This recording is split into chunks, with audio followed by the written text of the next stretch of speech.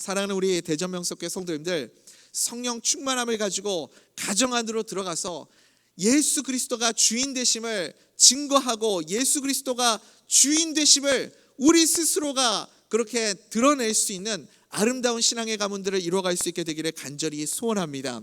에베소서 말씀을 계속해서 이어서 가고 있습니다. 에베소서 5장에서 특별히 우리에게 전해주는 메시지는 성령 충만이다. 그것을 우리가 함께 나눴죠. 그래서 성령 충만이 이렇게 우리에게 마음에 잘 와닿지가 않으니까 사도 바울이 조금 더 구체적으로 선명하게 이 말씀이 와닿도록 예시를 들어줬어요. 두 가지 성령 충만함이 우리에게 나타날 때 두 가지 나타나는 모습이 있는데, 하나는 사랑받는 주의 자녀와 같은 모습이 드러난다. 그리고 빛의 자녀와 같은 모습으로 살아가게 된다. 이것이 성령 충만함을 받은 하나님의 사람의 모습인 줄 믿습니다. 그리고 우리가 성령 충만할 때 하나님이 우리에게 주시는 지혜가 있는데, 이 지혜가 우리에게 임하게 되면 어떤 삶을 살아가는가, 세월을 아끼는 지혜를 알게 되고, 그리고 방탕에서 벗어나는 지혜를 주신다. 지난 시간에 우리가 이걸 나누었습니다. 그 성령 충만함의 모습과 또 성령 충만함으로 우리에게 주어지는 지혜를 가지고 이제 우리가 어디를 가야 하는가, 우리의 가정과 생업 터전과 또 우리의 삶의 자리로 돌아가서 성령 충만함을 받은 그 삶을 증거하는 모습을 나타내야 한다는 거죠. 그래서 오늘 우리가 읽은 말씀은요, 21절의 말씀, 성령의 지배를 받으라, 성령의 지배를 받으라, 이 말씀에 다 종속이 되는 겁니다. 성령 충만함의 원리를 가정으로 이제 연결하고 있죠. 그래서 각각 아내에게는 3절, 남편에게는 9절, 그렇죠? 아내에게는 3개 절로 이 권면의 말씀을 주고, 남편에게는 무려 9절, 아내에게 주신 말씀보다 3배나 더 많이 말씀을 주셨어요. 그러니까 이 구조 자체만으로도 우리에게 시사하는 바가 있어요. 어떤 메시지가 있죠?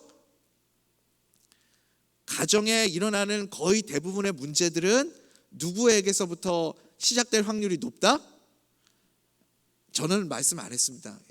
그럴 확률이 높다라는 그런 면으로도 우리가 바라볼 수도 있고요. 또 그만큼 남편의 역할이 중요하다고 생각할 수도 있겠죠. 이 가정에 예수 그리스도를 증거하고 성령 충만함을 드러내기 위해서 남편의 역할이 그만큼 아주 대단하게 중요하다라고 여길 수도 있고요. 또 한 가지는 뭐냐면, 아내에게는 3개 절밖에 안 줬는데 남편에게는 9개 절이나 줬다는 건 어떤 의미냐면, 그만큼 남편들이 아내에게 맞추기 힘들다는 얘기기도 하겠죠. 별로 공감이 안 되시나요? 얼마나 힘들면 9절이나 구구절절하게 우리에게 설명을 해주시겠어요. 그래서 이 구조 자체가 우리에게 주는 의미도 있습니다. 지금까지 우리가 성령 충만함의 모습에 대해서 계속해서 나눴는데, 사랑받는 자녀다운 모습, 또 빛의 자녀답게 행하는 모습, 세월을 아끼고 방탕함에서 벗어나는 모습, 그것이 우리 가정 가운데 이제 반드시 나타나야 하는데, 그 중심에 누가 있어야 하느냐? 남편이 굉장히 중요하다는 겁니다. 남편이 아주 이 가정의 성령 충만함을 드러낼 때 중요한 역할을 감당해야 한다. 그래서 9절이나 우리에게 주고 있는 모습을 보게 됩니다. 우리 여자 집사님들만 아멘 하시고 남편 성도님들은 아무도 아멘을 안 하시네요. 우리가 가족들을 다 사랑하죠. 우리 대전명석교회 성도님들 가족을 사랑하십니까? 남편을 사랑하시고 아내를 사랑하시고 자녀들을 사랑하십니까? 사랑하지 않는 분들은 없겠죠. 우리가 다 사랑합니다. 세상 누구보다도 우리 가족을 우리가 사랑하지 않습니까? 그런데 우리가 그렇게 가족을 사랑하는데 여전히 우리 가정 안에 갈등이 있고 다툼이 있고 나눔이 있고 이런 문제들이 계속해서 일어나는 이유가 뭘까요? 우리가 누군가를 사랑한다면 내 방식대로, 내가 표현하고 싶은 사랑의 표현의 방식대로 상대방에게 사랑을 표현하는 것이 아니라, 우리 가족이, 아내가, 남편이, 자녀들이 사랑을 받기를 원하는 그 모양의 방식대로 사랑을 표현해 주어야 한다라는 겁니다. 내 모양, 내가 원하는 방식대로 사랑한다고 그게 다 사랑이 아니라, 상대방이 원하는 사랑의 방식으로 그 사랑의 마음을 보여줄 수 있어야 한다. 그것을 오늘 사도 바울이 가르쳐주고 있습니다. 가정 안에 문제가 생기는 이유는 뭐냐면, 내가 원하는 방식대로 사랑을 표현하기 때문에 그렇습니다. 그래서 오늘 우리가 이 말씀을 묵상하면서 생각해 보아야 할 포인트가 바로 여기 있죠. 하나님께서 남자와 여자를 창조하실 때 다르게 창조하셨습니다. 구조적으로 완전히 다른 존재라는 거죠. 그래서 내 방식대로, 내 마음대로 사랑을 표현하면 안 된다는 거예요. 그게 오늘 본문 말씀의 핵심입니다. 그래서 사실은 우리가 다 같은 사랑을 말하고 있죠. 남자와 여자가 같은 사랑을 말하고 있지만 사랑을 느끼는 방식은 완전히 다르다는 겁니다. 남자가 원하는 아내에게 남자가 원하는 사랑의 표현 방식은 뭘까요? 그게 바로 존중이라는 거예요. 복종이라는 거죠. 같은 사랑이지만 어떤 표현으로 남편에게, 아내에게 그 표현을 하느냐가 중요하다는 거죠. 복종이라는 어감이 좀 불편하실 수도 있을 것 같습니다. 존경이라고 생각하시면 됩니다. 남자는요, 아내의 존경을 먹고 삽니다. 여러분, 춘향전을 한번 보십시오. 변사또가 춘향이한테 원하는 건 딱 한 가지입니다. 뭐죠? 자기를 존중해 주는 겁니다. 자기를 존경해 주는 거예요. 진심으로 자기를 존중해 주기를 바라는 마음이 있는 겁니다. 고전이지만 저는 이게 남자의 그 본능적인 심리를 아주 잘 드러낸 소설이라는 생각이 듭니다. 억지로 복종시킬 수도 있죠. 그렇지만 그걸 원하는 게 아니고 춘향이 스스로 자신을 존중해 주기를 바랬던 그런 마음이 있었던 거 아닙니까? 그래서요, 여러분, 남자가 기대하는 사랑의 모습이 무엇이냐면 존중입니다.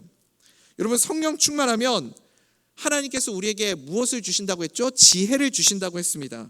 그래서 말씀 앞에 오늘 21절 말씀에 서로가 피차 복종하라. 서로가 각각 남자와 여자와 아내와 남편과 자녀가, 부모가 서로 이 하나님의 말씀 앞에 복종해야 한다라고 말씀합니다. 그러면 성령님께서 가정에 평화가 임하게 되는 지혜를 우리에게 허락하여 주실 줄 믿습니다. 이 복종이라는 단어가 21세기를 살아가는 우리 성도님들의 마음속에 굉장히 불편하게 느껴지실 것 같다라는 생각이 듭니다. 또 다른 한편으로는요, 이 가정이라는 이 단어가요, 우리가 이 결혼에 대한 인식이 완전히 뒤틀리고 가정이라는 이 의미가 완전히 왜곡되어 있는 이 시대를 살아가고 있는 우리 성도님들과 또 이 시대 현대인들에게는 이 가정이라는 단어가 우리 마음속에 와닿을 때 오히려 아픔으로 다가오고 상처로 다가오고 생각하고 싶지도 않은 그런 단어처럼 느껴지시는 분도 계실지도 모르겠습니다. 그러함에도 불구하고 오늘 우리가 이 본문 말씀을 뛰어넘을 수 없습니다. 이 가정에 대한 말씀을 우리가 떼어놓고 성령 충만함을 논할 수가 없습니다. 왜냐하면 하나님께서 제정하신 이 가정 안에 우리가 생각하는 그 이상으로 어마어마한 하나님의 크고 놀라운 비밀이 담겨져 있기 때문에 그렇습니다. 오늘 먼저 아내에게 주시는 이 권면의 말씀 우리가 함께 읽어보겠습니다. 22절부터 24절 함께 읽어보겠습니다. 시작. 아내들이여 자기 남편에게 복종하기를 주께 하듯 하라. 이는 남편이 아내의 머리됨이 그리스도께서 교회의 머리됨과 같음이니 그가 바로 몸의 구주시니라. 그러므로 교회가 그리스도에게 하듯 아내들도 범사에 자기 남편에게 복종할지니라. 아멘. 분명히 사도 바울은 지금 부부의 관계, 더 나아가서는 가정의 질서에 대해서 지금 말씀하고 있습니다. 그런데 그 질서가 누구를 바탕으로 세워진다고 말씀합니까? 예수님, 그리스도다 이렇게 설명합니다. 그래서 23절의 말씀처럼 그리스도께서 교회의 머리가 되신다 이렇게 설명하면서 이 머리라는 단어를 사용하죠. 이 머리는 다스림을 의미하는 거 아닙니까? 사도 바울은 한 걸음 더 나아가서 그 머리 되시는 예수님이 누구시라고 말합니까? 바로 몸의 구주시니라 이렇게 설명하고 있습니다. 에베소서 전체는 사실은 교회론에 대해서 우리에게 설명해 주는 말씀입니다. 그 교회와 예수님과의 관계를 설명하기 위해서 사도 바울은 이 가정을 통해서 다시 한번 교회와 예수님과의 관계를 설명해 주고 있는 거죠. 그래서 단순히 가정은 우리가 하나님이 우리에게 맡겨주신 이 가정은 그냥 성령 충만함을 가지고 예수님이 주인 되셔서 다스림이 있는 것으로 끝나는 것이 아니라 이 가정을 통해서 우리는 무엇을 볼 수 있어야 하냐면 교회의 머리 되시는 예수 그리스도의 다스림의 자리까지 볼 수 있어야 하는 겁니다. 그러니까 우리 사랑하는 대전명석교회 성도님들, 예수님과 교회와의 관계의 기초가 뭐죠? 사랑이죠. 사랑으로 교회와 예수님이 이렇게 연결이 되었습니다. 그래서 사랑이 기초가 되어서 교회와 예수님이 하나가 되고 교회가 세움을 받은 것처럼 가정 안에서도요, 그 예수님의 사랑이 바탕이 되어야 한다. 우리가 남편이 아내를, 아내가 남편을, 부모가 자녀를, 자녀가 부모를 그냥 우리가 가족이니까 내가 그냥 마냥 좋아서 사랑하고 좋아하는 것이 아니라 예수 그리스도의 사랑이 바탕이 되어서 사랑을 해야 하는 것을 여러분 꼭 기억하시기 바랍니다. 이것이 성령 충만한 사람이 소속된 가정, 일터, 또 공동체, 우리 사회에서 반드시 나타나야만 하는 모습이라는 거예요. 우리 에베소서 5장 2절 말씀 한번 보겠습니다. 에베소서 5장 2절 함께 읽어보겠습니다. 시작. 그리스도께서 너희를 사랑하신 것 같이 너희도 사랑 가운데서 행하라. 그는 우리를 위하여 자신을 버리사 향기로운 제물과 희생 제물로 하나님께 드리셨느니라. 아멘. 그러니까요, 여러분 무엇이든지 예수님이 교회를 사랑하신 것처럼 예수님의 사랑이 바탕이 되어서 우리가 사랑해야 됩니다. 예수님이 교회를 사랑하시듯이 교회를 위해서 기꺼이 십자가에 달려서 죽으셔서 모든 것을 다 내어주신 것처럼 우리가 가정 안에서도 그 사랑의 마음을 품으면 가정에 하나님이 주시는 평안과 천국의 기쁨이 임하게 될 줄 믿습니다. 여러분, 그래서 예수님의 머리 되심은 무엇을 말하는 것이냐면 사랑이 바탕이 되기 때문에 강압적이고 폭력적인 질서가 아닙니다. 예수님이 교회의 주인 되신다라는 것은 사랑이 바탕이기 때문에, 그래서 강압적이고 폭력적이 될 수가 없는 것처럼 남편이 복종을, 아내에게 이 존경을 받고 가정의 머리가 되는 것도요, 폭력적이고 그렇게 강압적인 머리가 다스림이 될 수 없다라는 거죠. 그래서 오늘 말씀 듣고 집에 가셔서 아내분들에게 오늘 목사님 말씀 들었지? 복명복창해, 남편에게 절대 복종하겠습니다, 따라해, 이렇게 하면 오늘 말씀 제대로 못 들으신 거예요. 오늘 말씀을 전혀 이해를 못 하신 겁니다. 오늘 말씀은 그런 의미가 아닌 거죠. 이 존경과 존중의 마음은 다른 편으로 돌려서 바라보면 이게 어떤 마음이냐면 불쌍히 여기는 마음입니다. 예수님이 교회를 불쌍히 여겨주셨듯이 아내들이 남편을 바라볼 때 불쌍히 여기는 마음이 있을 때 그때 존중의 마음이 생긴다라는 거죠. 남편이 얼마나 고생을 합니까? 가족들을 위해서, 또 자녀들을 위해서 땀 흘려서 일하느라 밥은 제대로 먹고 다니는지 궁금해하고 걱정하는 것, 여러분 그게 뭐죠? 그게 사랑의 마음이죠. 그게 존중의 마음입니다. 그러니까요, 여러분 이 불쌍히 여긴다라는 것은 남편을 바라보면서 아유, 그래도 저 인간이 우리 가족 먹여 살린다고 저렇게 고생하네, 참 그래도 짠하네, 불쌍하네, 그런 마음에서부터 존중의 마음이 생겨나게 된다는 거죠. 사랑하는 우리 대전명석교회 성도님들, 여성 성도님들, 남편을 불쌍히 여겨주시기 바랍니다. 그게 존경의 마음이고요, 그 마음이 사랑의 마음이고, 성령 충만할 때 남편이 어떻게 보여요? 남편이 불쌍하게 보이고 사랑하는 마음이 생기게 될 줄 믿습니다. 그렇게 될 때 남편을 존중하는 그런 우리 아내들이 될 줄 믿습니다. 남편을 향한 권면의 말씀도 있죠. 제가 한번 여쭤볼게요. 여러분, 아내가 남편에게 복종하는 게 어려울까요? 남편이 아내를 사랑하는 게 어려울까요? 제가 굉장히 어려운 질문을 드리나요? 다시 질문합니다. 아내가 남편에게 복종하는 게 어려울까요? 남편이 아내를 사랑하는 게 어려울까요? 남편들이 다 답을 알고 있는데 지금 집에 가서 오늘 이제 다음 주부터 식사를 대접을 못 받으실까 봐 대답을 못 하시는 것 같아요. 용기를 내십시오, 여러분. 아내가 남편에게 복종하는 게 어려워요? 남편이 아내를 사랑하는 게 어려워요, 여러분? 복종하는 게 어려워요? 여러분, 복종은요, 내 속마음과 상관없이 겉으로 그냥 할 수 있는 겁니다. 그래서 남자는요, 사실 좀 단순해요. 마음 없이 행동을 해도요, 보여지는 존중의 모습이 있으면 그게 진짜인 줄 알고, 남자는 아내가 이렇게 존중해주는 표현이 있으면 그게 진심인 줄 알고 가족을 위해서 목숨을 걸어요. 참 마음이 아프죠. 남자는 그렇게 단순하고 순진한 모습이 있습니다. 그런데 남편이 아내를 사랑하는 거 진짜 쉽지 않아요. 그러니까 9절이나 주신 거예요. 정말 어려워요. 남편이 아내에게 사랑을 표현하는 게 정말 어려운 일입니다. 남자가요, 다 모든 것을 다 주고 내가 가진 모든 것을 다 쏟아 부어도요, 그 마음에 여자가 생각할 때 진정성이 느껴지지 않잖아요. 그러면 여자는 뭐라 그러냐면 당신은 날 사랑하지 않는 것 같아, 그렇게 얘기한다니까요. 그러니까 남자들이 미치는 거죠. 제가 지난주에 이렇게 성도님들하고 예배 마치고 인사를 나누는데 우리 전도사님, 김일순 전도사님이 이렇게 인사하시는데 어느 성도님이 얘기하시는 거예요. 장로님이셨던 것 같아요. 어느 장로님이 전도사님 헤어스타일이 바뀌셨네요, 이렇게 이야기를 하신 거예요.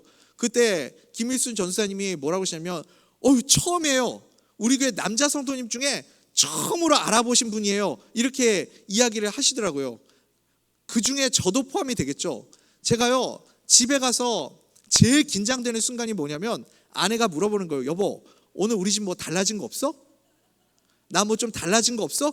그러면 편한 마음으로 집으로 들어갔다가 그때부터 식은땀이 막 나요. 엄청나게 긴장이 되고 그때 답을 잘못하는 순간 반찬이 바뀌는 거죠. 고기 반찬에서 단무지로 바뀌는 겁니다. 그래서 여러분, 우리가 남자가 여자를 사랑하는 거 정말 쉽지가 않아요. 남자들이 가족을 엄청 사랑하죠. 엄청 사랑하니까 그 직장에서 자존심 상하는 일들도 다 참고 때려치고 싶고 그냥 다 뒤집어 엎고 싶어도 눈치 보고 상사 비위 맞춰가면서 그렇게 일하는 거 아니겠습니까?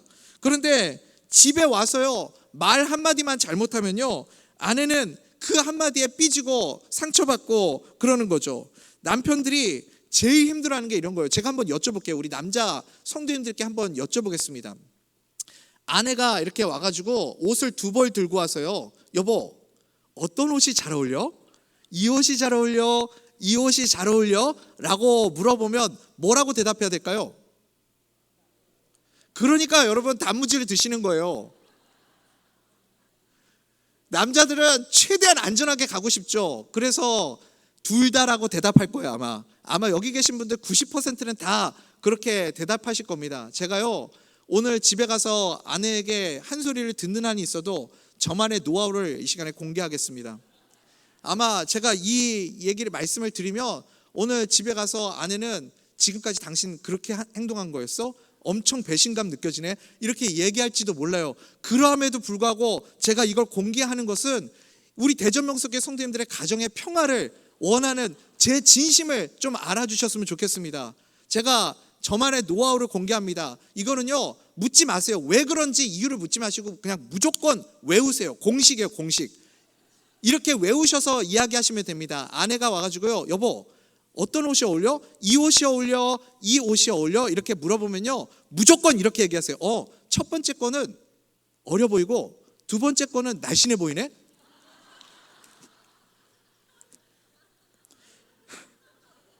무조건 이렇게 하시라니까요. 이유는 묻지 마세요. 왜 그래야 되는지 이유는 묻지 마십시오. 그렇게 이야기해야 여러분 고기 반찬이라도 얻어 드실 수 있는 겁니다. 여러분, 제가 무엇을 말씀드리고 싶으냐면 남편이 아내를 사랑하는 게, 아니 사랑의 마음을 아내에게 표현하는 것이 정말 쉽지 않다는 겁니다. 어려운 일입니다. 그러니까 오늘 본문에서도 말씀하죠. 남편이 아내를 사랑하는 것이 어렵지만 어떻게 사랑해야 된다고요? 우리 25절 말씀 같이 한번 읽어봅시다. 시작. 남편들아, 아내 사랑하기를 그리스도께서 교회를 사랑하시고 그 교회를 위하여 자신을 주신 같이 하라. 아멘. 아멘. 여러분, 예수님이 우리를 어떻게 사랑해 주셨어요? 자신을 주심같이 우리를 사랑해 주셨습니다. 아니, 자신을 내어주셨죠. 자기의 생명을 내어주심으로 우리를 사랑해 주신 분이 예수님 아닙니까? 그 예수님처럼 우리가 아내를 사랑해야 한다라는 거죠. 하나님께서 제정하신 결혼제도와 가정은 단순히 남자와 여자의 유익을 위해서 우리에게 주신 제도가 아닙니다. 그 안에는요, 예수님께서 어떻게 교회를 사랑하시는가에 대한 그 비밀이 감추어져 있습니다. 성경은 그래서 거대한 러브 스토리이자 웨딩 스토리라고 그렇게 말하지 않습니까?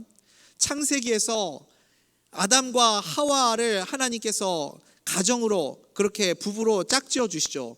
최초로 하나님께서 결혼 제도를 이 아담과 하와에게, 인류에게 허락해 주셨습니다. 그런데 죄가 들어오면서 어떻게 됐어요? 이 가정의 질서가 깨져버렸죠. 그 깨져버린, 망가져버린 가정이 언제 회복되고 언제 다시 이렇게 완전해지나요? 마지막 요한계시록에 가서 이 땅에 다시 오시는 예수 그리스도, 그 어린 양 되시는 예수님의 혼인잔치에 우리가 참여하게 될 때 이것이 깨지고 왜곡됐던 모든 것들이 다시 온전해지고 회복되는 그런 은혜를 우리가 누리게 될 줄 믿습니다. 그래서요, 이 성경은 거대한 결혼의 스토리다, 우리가 그렇게 이야기를 해도 과언이 아닌 거죠. 세상에도 여러분 결혼이 있고요, 믿지 않는 사람들도 가정이 있습니다. 그런데 오늘 사도 바울이 우리에게 말하고자 하는 가정은 도대체 어떤 가정입니까? 우리는 믿지 않는 세상 사람들과 어떤 가정에, 어떤 차이점을 우리 가정 안에 가지고 계십니까? 성령이 충만한 사람에게 주시는 지혜를 통해서 우리 가정 가운데 예수님이 주인 되심을 드러내는, 예수님이 교회를 사랑하시듯 그 사랑을 흘려보낼 수 있는 그런 가정 될 수 있기를 간절히 소원합니다. 여러분, 이 세대를 한번 보십시오. 사람들이 결혼을 하는 이유도 결국은 무엇 때문에 하냐면 자기 자신의 유익을 위해서 결혼을 합니다. 그러니까요, 이 결혼이 나에게 이익이 되지 않는다라고 생각을 하니까, 제가 뭐라고 말씀드린 거죠? 이 결혼이 나에게 이익이 된다고 생각을 안 하니까 요즘 젊은 사람들이 결혼을 안 하는 거 아닙니까? 나한테 전혀 이익되는 게 없는데 뭐하러 결혼을 해? 해서 사람들이 결혼을 안 하기 시작하잖아요. 이 시대를 살아가는 많은 사람들이 결혼도 심지어 나의 이익으로 판단하고 생각을 합니다. 오로지 장가를 잘 갔나 시집을 잘 갔나의 기준도 뭐예요? 경제적인 요건으로만 판단하는 그런 시대를 우리가 살아가고 있습니다. 그러면 제가 여쭤볼게요. 우리는 뭐가 다르죠? 우리는 어떤 인식이 다르죠? 우리 가정은 뭐가 다른가요? 사랑하는 우리 대전명석교회 성도님들, 가정을 통해서 우리가 세상과 구별된 예수 그리스도를 드러낼 수 있는 그런 가정이 되기를 간절히 소원합니다. 그것밖에는 차이점이 없잖아요. 그것밖에는 세상의 가정과 세상의 결혼과 다른 차이가 없잖아요. 우리 가정 가운데 반드시 예수 그리스도가 주인 되심이 드러나야만 합니다. 오늘 이 말씀이 우리 가정 가운데 여전히 꼬여 있고 뒤틀려 있고 왜곡되어 있는 우리 가정 안에 있는 수많은 문제들을 단번에 풀어내는 그런 시간이 되지 않을지도 모릅니다. 그러함에도 불구하고 우리가 오늘 이 시간을 통해서 딱 한 가지만이라도 붙잡고 돌아갈 수 있으면 좋겠습니다. 그것이 무엇입니까? 우리 가정의 진정한 주인은 누구이신가? 우리 가정 가운데 예수님이 주인 되심이 드러나고 있는가? 이것이 세상과 우리 가정의 차이가 되기를 진심으로 소원합니다. 우리 사랑하는 성도님들, 이제 말씀 맺겠습니다. 어떻게 우리의 삶 가운데, 우리 가정 가운데 예수 그리스도를 드러낼 수 있을까요? 성령 충만함을 받으십시오. 성령의 지배를 받으십시오. 그 성령님의 지혜를 통해서 우리 가정 가운데 새로운 질서와 동기가 부여될 줄 믿습니다. 예수님이 교회를 사랑하셨듯이 남편이 아내를 사랑하고, 예수님이 교회를 위해서 모든 것을 내어주시고 머리가 되어주셔서 다스려 주셨던 것처럼 그 남편의 다스림을 인정하고 존중해 줄 수 있는 아내들이 될 수 있기를 간절히 소원합니다. 그렇게 남편은 아내를 진심으로 사랑하고 아내는 남편을 존중해 줄 때 주님이 기뻐하시는 예수 그리스도가 드러나는 아름다운 가정이 될 줄 믿습니다. 그리고 그 가정의 모습을 통해 우리 대전 명성교회 가운데도 예수님이 이렇게 우리 교회의 주인 되시는구나, 우리 교회를 이런 사랑의 모습으로 이끌어 가시는구나를 가정을 통해 배울 수 있고 경험할 수 있는 우리 모든 대전 명성교회 성도님들의 가정 될 수 있기를 간절히 소원합니다.